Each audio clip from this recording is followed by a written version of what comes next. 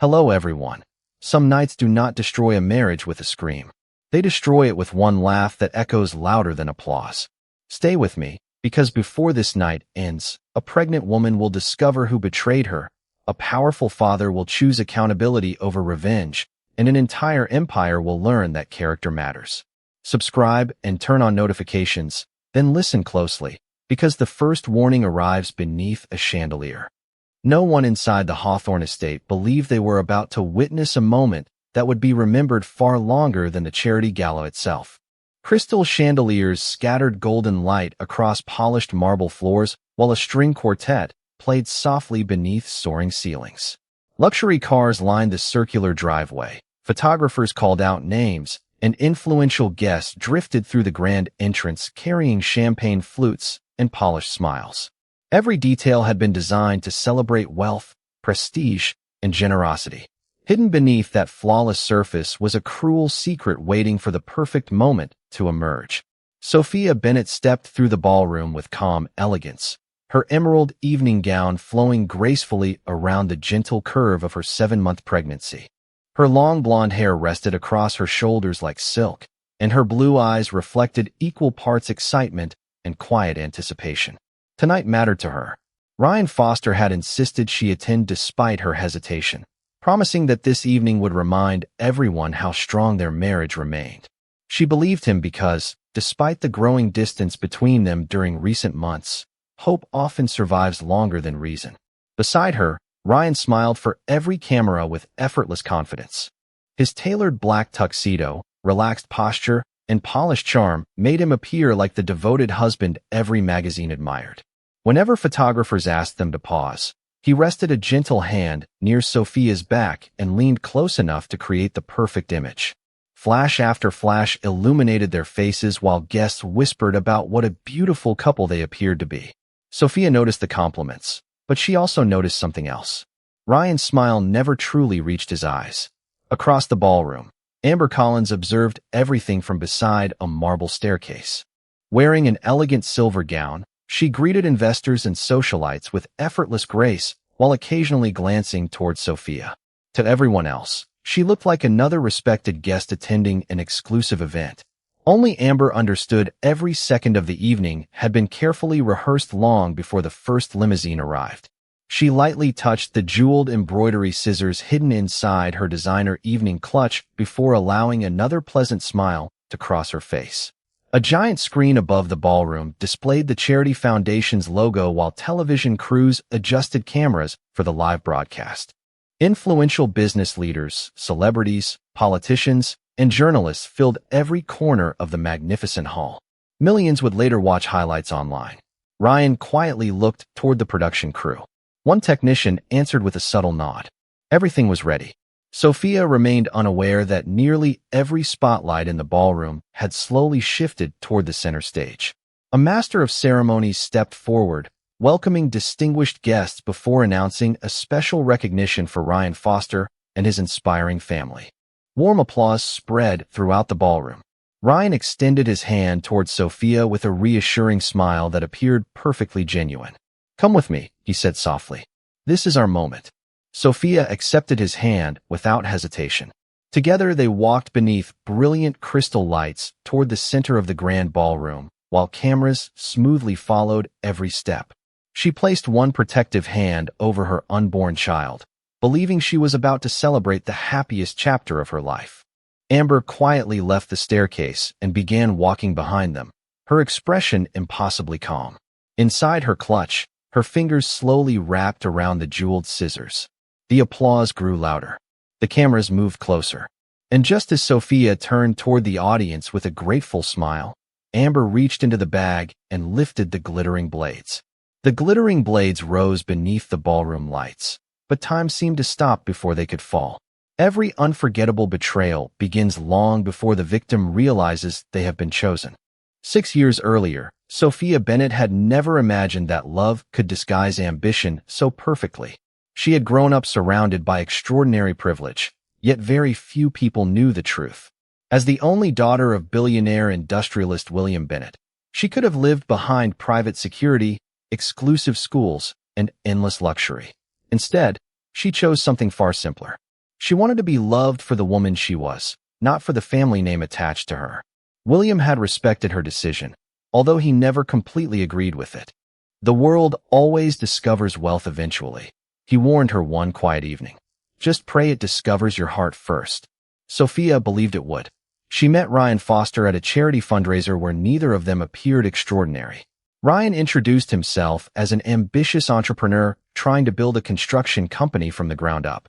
He listened more than he spoke, remembered every detail she shared, and treated strangers with effortless kindness. At least, that was the version of himself he allowed Sophia to see. Their romance unfolded naturally across quiet dinners, weekend road trips, rainy afternoon coffee shops, and long conversations about dreams neither believed money could buy. When Ryan proposed beside a peaceful mountain lake, Sophia accepted without hesitation. She never mentioned that the engagement ring resting on her finger cost less than the earrings waiting inside her father's private vault. She wanted their future to belong to them alone. Their marriage began beautifully. They purchased a luxurious home through Ryan's growing business success, hosted elegant gatherings, and quickly became one of the city's most admired couples. Business magazines praised Ryan as one of America's fastest-rising entrepreneurs, while social media celebrated Sophia's quiet grace and charitable work. To outsiders, they seemed untouchable. But success changes some people more dramatically than failure ever could. As Ryan's company expanded, so did his hunger for recognition. Meetings replaced dinners. Phone calls interrupted conversations. Compliments became criticisms disguised as advice. Every achievement demanded another one. Sophia tried to convince herself that the pressure of leadership explained his growing emotional distance. She overlooked forgotten anniversaries, canceled vacations, and countless evenings spent alone. Then came the news that changed everything. Sophia was pregnant. Ryan smiled when she showed him the ultrasound, embracing her while promising this child would become the greatest blessing of their lives. For several weeks, she believed she had found the husband she remembered, but that warmth faded almost as quickly as it appeared. Ryan became strangely protective of his public image while growing increasingly impatient behind closed doors. Every conversation revolved around investors, media attention, or prestigious events. Sophia quietly noticed another change. A woman named Amber Collins appeared more frequently around Ryan's business functions. Amber possessed flawless confidence, impeccable style, and an unsettling ability to finish Ryan's thoughts before he spoke them aloud. Whenever Sophia entered a room, conversations seemed to end one sentence too early. Her closest friend, Emily Carter, noticed it before she did. Sophia, Emily whispered after one fundraiser, watching Ryan and Amber exchange a smile from across the ballroom. I don't know exactly what's happening, but something feels rehearsed between them. Sophia forced herself to laugh away the concern. Trust was easier than suspicion. Weeks later, Ryan handed her a carefully wrapped garment bag. Inside rested an extraordinary emerald evening gown, custom-made to fit her growing pregnancy perfectly. Wear this to the Hawthorne Gala, he said with a warm smile that almost felt familiar again. I want everyone to remember how beautiful my wife is. Sophia touched the delicate fabric with grateful eyes, never realizing she was holding the very dress someone else had already planned to destroy. The most dangerous traps are never built in a single day. They are assembled patiently, smile by smile, until the victim mistakes the cage for a safe place. While Sophia admired the emerald gown hanging in her dressing room, Ryan Foster was already thinking about the headlines that would appear after the gala. He no longer measured success by profit alone. He measured it by influence, admiration, and absolute freedom from anyone who could stand in his way.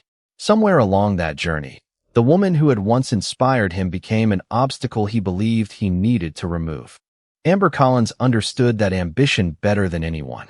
She had entered Ryan's company as a public relations consultant 18 months earlier, quickly earning the confidence of executives with her intelligence, elegance, and remarkable ability to manipulate conversations without raising suspicion. She knew exactly when to flatter, when to remain silent, and when to plant a dangerous idea disguised as helpful advice. Before long, business dinners became private meetings. Private meetings became hotel suites. Eventually, Ryan stopped pretending he felt guilty. She'll never leave me, he confessed one evening while overlooking the city skyline from his penthouse office. Amber calmly swirled the wine inside her glass before answering. Then don't wait for her to leave. Make everyone believe she should.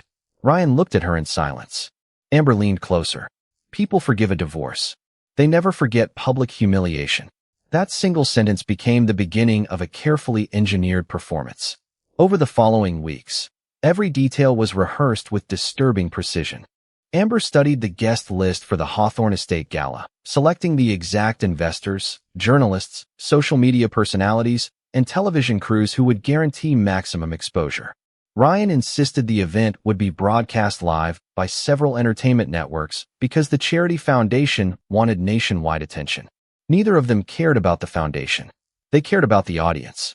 Amber even contacted the fashion house responsible for Sophia's custom gown, pretending she needed measurements for a surprise maternity gift.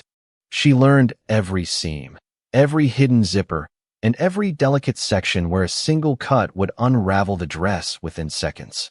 She purchased a pair of jeweled embroidery scissors small enough to hide inside her evening clutch, sharpening the blades herself until they sliced through silk like paper. Meanwhile, Ryan devoted himself to playing the perfect husband. He surprised Sophia with flowers. He accompanied her to medical appointments. He spoke lovingly about decorating the baby's nursery and choosing names. Every affectionate gesture was another layer of camouflage protecting the truth. Sophia's heart slowly relaxed again. She even apologized for doubting him after noticing his closeness with Amber. Ryan accepted her apology with convincing tenderness, while Amber laughed privately at how easily kindness could become a weapon. Only one person remained unconvinced. Emily Carter continued watching from a distance, noticing details no one else seemed to see. Ryan never looked at Sophia when she wasn't looking at him. Amber always appeared wherever Ryan happened to be. Their conversations ended the moment another guest approached. Emily mentioned her concerns once more, but Sophia gently defended her husband. Pregnancy makes people overthink, she whispered with a hopeful smile. Ryan would never embarrass me. Those words lingered painfully in Emily's memory as the gala finally arrived. Hidden behind elegant music, crystal glasses, and polite applause, every actor already knew their role. Ryan would lead Sophia onto the stage. Television cameras would capture every expression. Amber would step forward at exactly the right moment. The audience would gasp. Ryan would laugh. And the woman carrying his child would become the evening's unforgettable spectacle. At least, that was the ending they believed they had written. The sound that shattered the ballroom was not the scissors. It was the slow, deliberate rip of silk giving way beneath sharpened steel. Every conversation stopped. Every violin fell silent. For one endless heartbeat, no one moved. Then Sophia felt the fabric loosen around her body. She instinctively wrapped both arms around her pregnant stomach as the emerald gown separated from shoulder to waist, exposing enough to fill the room with horrified gasps. The expensive silk pooled across the polished marble like spilled emerald water. A champagne glass slipped from someone's hand and exploded against the floor. Camera shutters fired wildly. Television lenses zoomed closer. Millions of future viewers would never hear the orchestra again. They would only remember the pregnant woman struggling to hold together the dress that had been destroyed in seconds. Amber Collins lowered the jeweled scissors with a satisfied smile that barely concealed her triumph. "Oops," she said loudly enough for nearby guests to hear. "I suppose cheap stitching doesn't survive much pressure." A few nervous laughs escaped from people too frightened to react honestly. Others stared at the floor, pretending they had witnessed nothing at all. Sophia stood frozen, one trembling hand clutching the torn fabric while the other shielded the child inside her. Her face turned pale, not from embarrassment alone, but from the realization that this had never been an accident. Slowly, almost unwillingly, she lifted her eyes toward Ryan. She searched for outrage. She searched for protection. She searched for the husband who had promised to stand beside her forever. Instead, Ryan smiled. Then he laughed. It was not loud. It did not need to be. The quiet amusement on his face cut deeper than Amber's scissors ever could. A few executives beside him forced awkward chuckles, believing they were expected to follow his lead. Sophia stared at him as though she no longer recognized the man she had married. The laughter echoed through the ballroom with unbearable clarity. Somewhere near the back of the hall, Emily Carter covered her mouth in disbelief. Tears immediately filled her eyes. She reached instinctively towards Sophia, but was blocked by the growing crowd of curious spectators. Nobody wanted to help. Everyone wanted to watch. Amber stepped closer, her silver gown shimmering beneath the chandeliers. "Perhaps motherhood has made you less graceful," she whispered with poisonous sweetness. "At least everyone will remember your entrance." The cameras caught every word. Sophia's breathing became shallow. Her heart pounded violently against her ribs. She felt dozens of eyes studying her humiliation, while flashes of light continued bursting across the room like tiny explosions. For one terrifying moment, she feared the stress might harm her unborn baby. She lowered her head, refusing to let anyone see the tears gathering in her blue eyes. Ryan simply adjusted his tuxedo cuff and accepted another glass of champagne from a passing waiter, as though nothing extraordinary had happened. Then something unexpected changed the atmosphere. It began with silence outside the mansion. The engines of several black vehicles stopped almost simultaneously beyond the grand entrance. Security personnel who had been calmly monitoring the gala suddenly straightened their posture. Earpieces crackled. Experienced executives instinctively turned toward the enormous front doors without understanding why. Even the photographers gradually lowered their cameras. The temperature inside the ballroom seemed to drop. Heavy footsteps echoed across the marble entrance hall. Not hurried, not angry, deliberate, powerful. The massive double doors opened with slow precision. A tall silver-haired man in a perfectly tailored midnight blue suit stepped inside, followed by several discreet security officers who remained several paces behind him. His expression revealed neither panic nor rage. It revealed something far more unsettling. Absolute control. William Bennett looked directly at his daughter before allowing his eyes to settle upon the torn gown, the scissors in Amber's hand, and the champagne glass resting comfortably inside Ryan Foster's fingers. Without saying a single word, the most powerful man in the room began walking toward the stage. The first thing William Bennett did was not confront Ryan.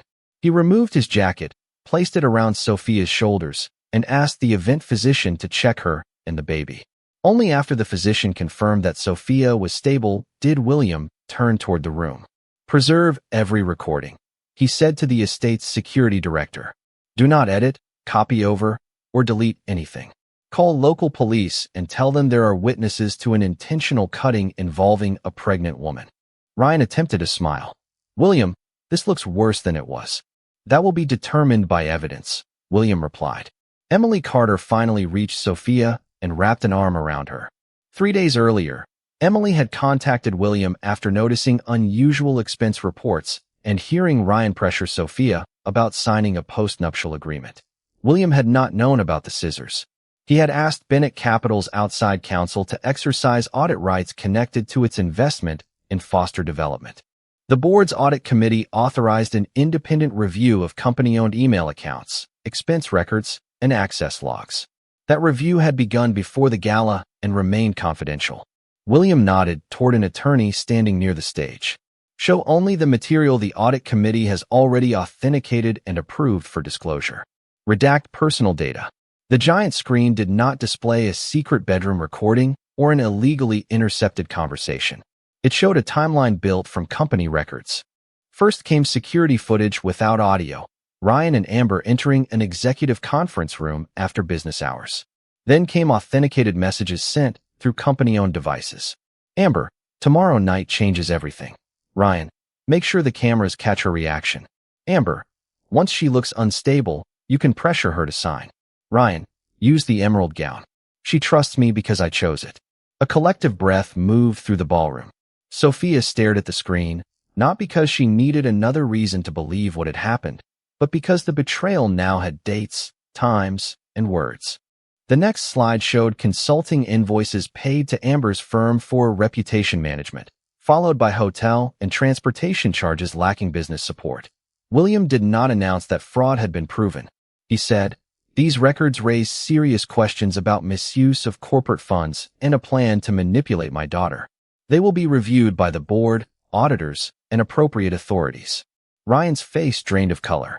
"Those messages are being taken out of context." The outside attorney answered, "The original data, metadata, and custody records are preserved. You will have the opportunity to respond through counsel." Amber let the jeweled scissors slip from her hand. They struck the marble floor and spun once before security placed a clear evidence cover over them without touching the blades. William looked toward the nearest camera. The live stream will now end. The original broadcast must remain preserved, but Sophia's humiliation will not continue for entertainment. The producer complied. Red lights went dark one by one. Guests still held phones, but Emily stepped in front of Sophia, and several older women formed a quiet circle around her until staff brought a private wrap. Ryan glanced across the ballroom and realized the balance had changed. Executives who had admired his confidence were now studying his judgment. Investors were not cheering his downfall. They were calculating their exposure. William addressed him with controlled calm. "I did not come prepared to destroy you tonight. I came because an audit raised concerns."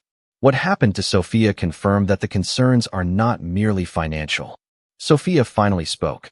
Her voice was soft but steady. "You gave me that dress." Ryan looked at her, but offered no denial. "You told me this night would prove our marriage was strong," she continued.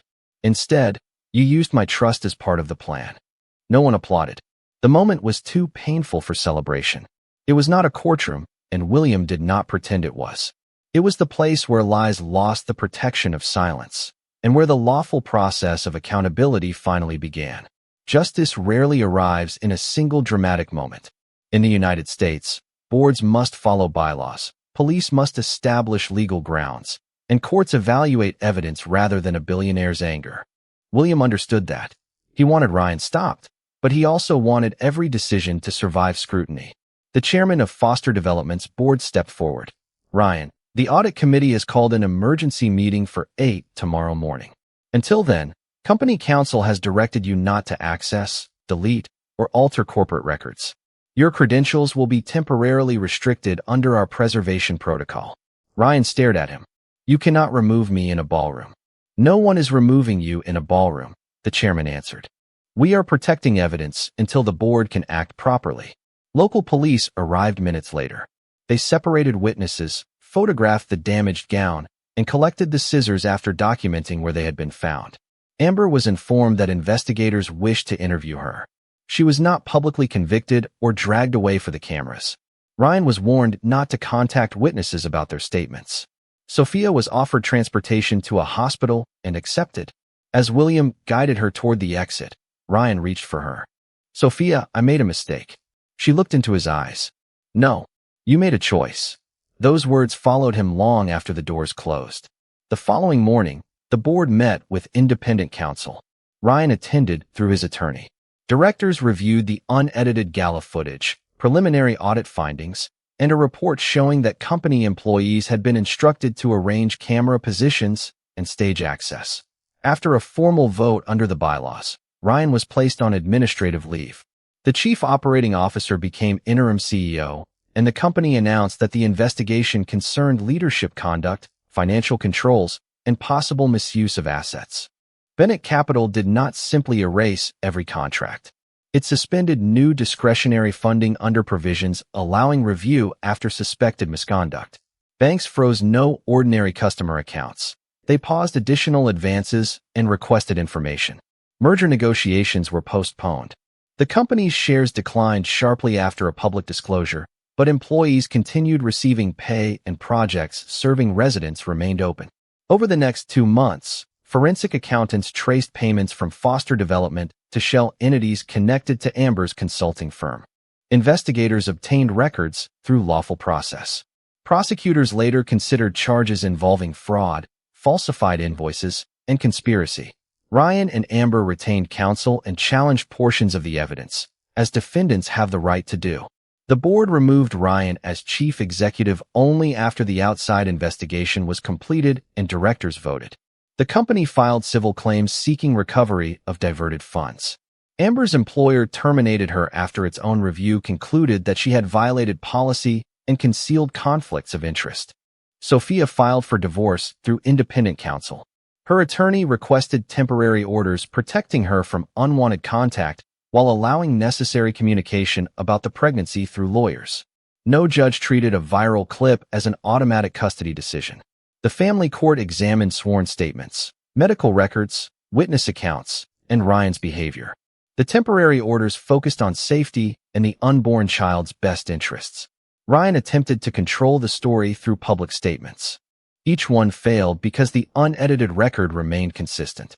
The public saw him laugh. The board saw the messages. Auditors saw the money. And Sophia finally saw that the marriage she had tried to save had been used to isolate her. William never instructed prosecutors, judges, or directors how to rule. He paid for competent lawyers and medical care, but he repeatedly told Sophia, "Your decisions belong to you." That distinction changed everything. She was not being transferred from one powerful man's control to another's protection. She was reclaiming her own authority. 3 months after the gala, Sophia stood beside a hospital window holding her newborn daughter. The legal cases were still moving, as real cases do. There had been no overnight trial and no instant sentence. Yet the most important outcome had already arrived. Her child was safe. Her home was peaceful. And for the first time in years, Sophia did not need permission to decide what happened next. The loudest victories are often celebrated in silence. 3 months after the gala, the marble corridors of St. Catherine Medical Center carried a very different sound. It was not the echo of applause or the clicking of television cameras.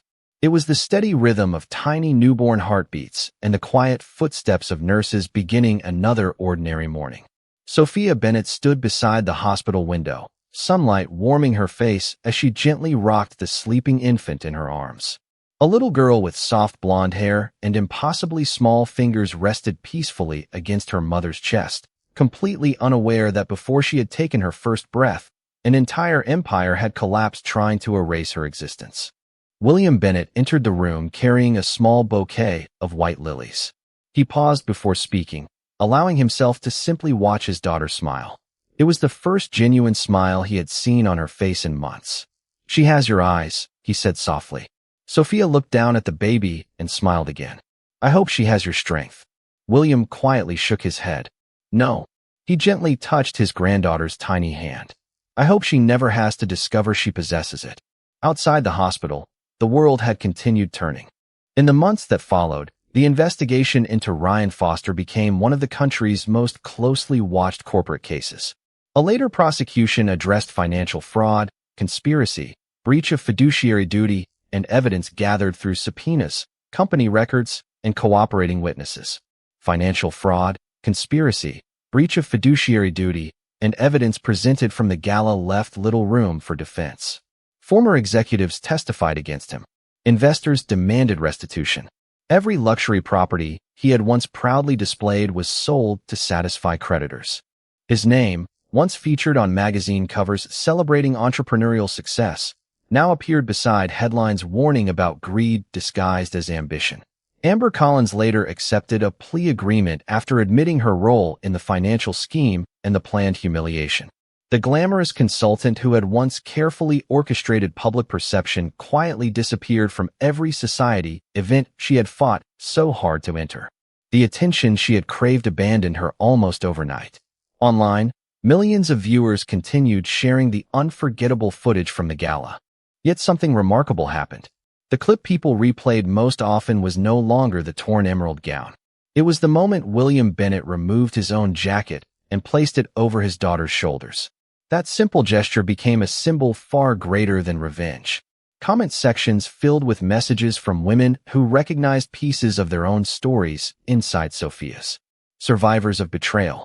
Mothers who had struggled alone. Daughters who wished someone had stood beside them when life became unbearable. Sophia read only a few of those messages before quietly closing the screen. She no longer needed strangers to tell her she had survived.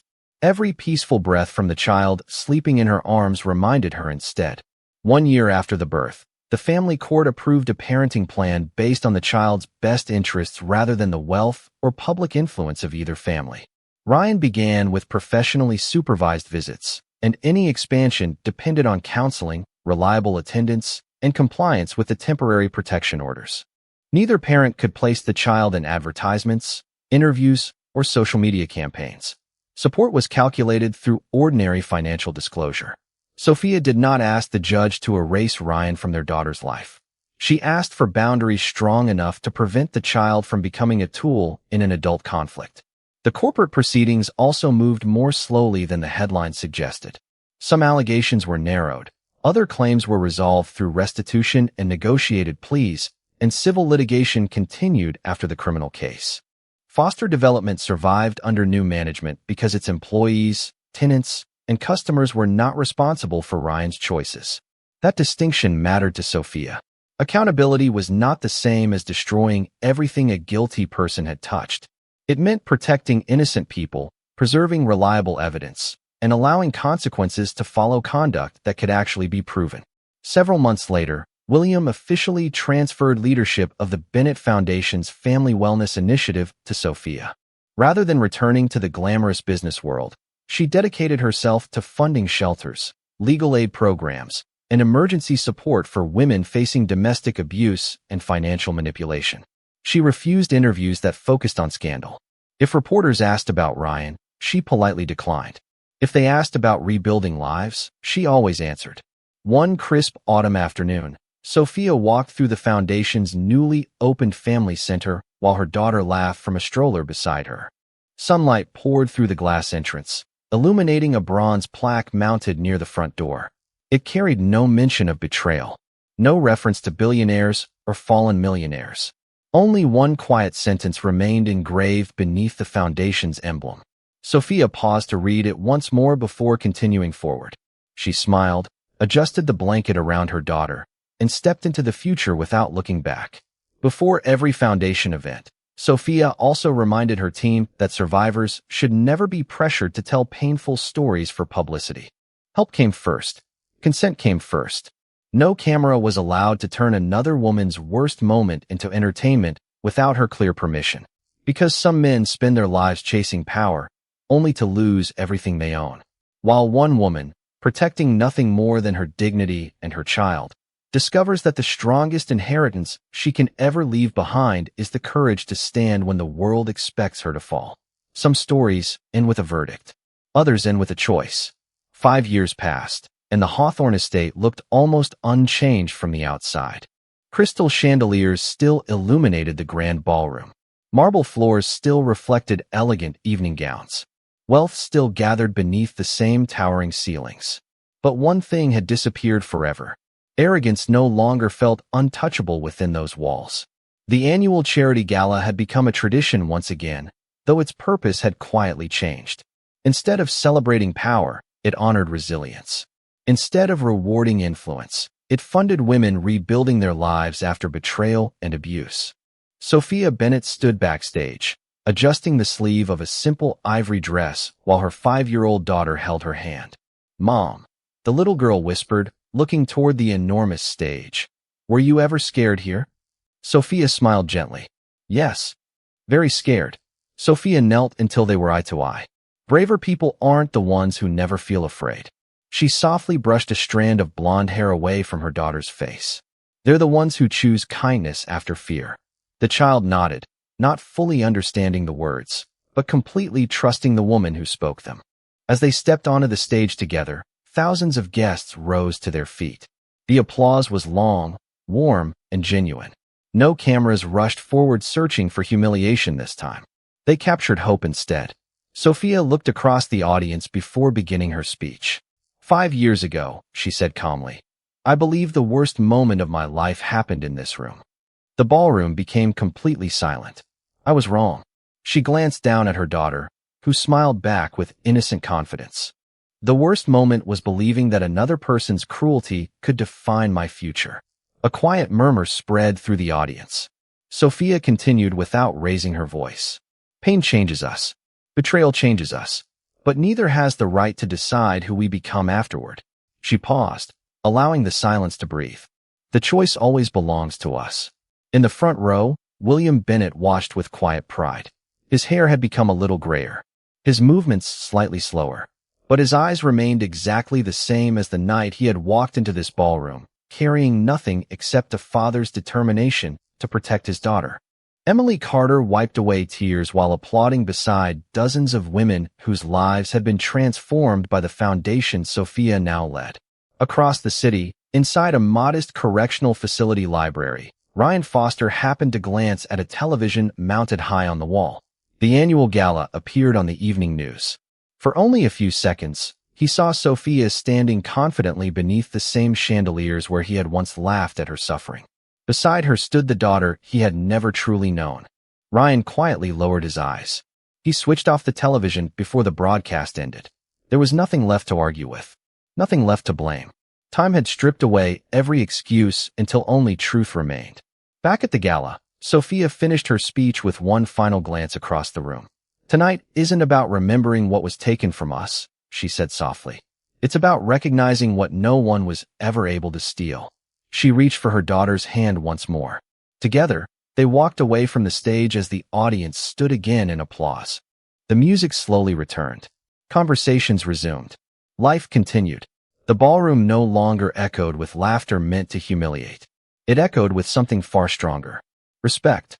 And somewhere beneath the crystal lights where an emerald gown had once fallen to the marble floor, a little girl looked up at her mother and smiled without ever knowing that her future had been protected by one woman's refusal to surrender her dignity. Because revenge may silence the guilty for a moment, but dignity speaks across generations. And sometimes the greatest victory is not watching those who hurt you lose everything. It is building a life so full of peace that their cruelty can no longer find a place inside it.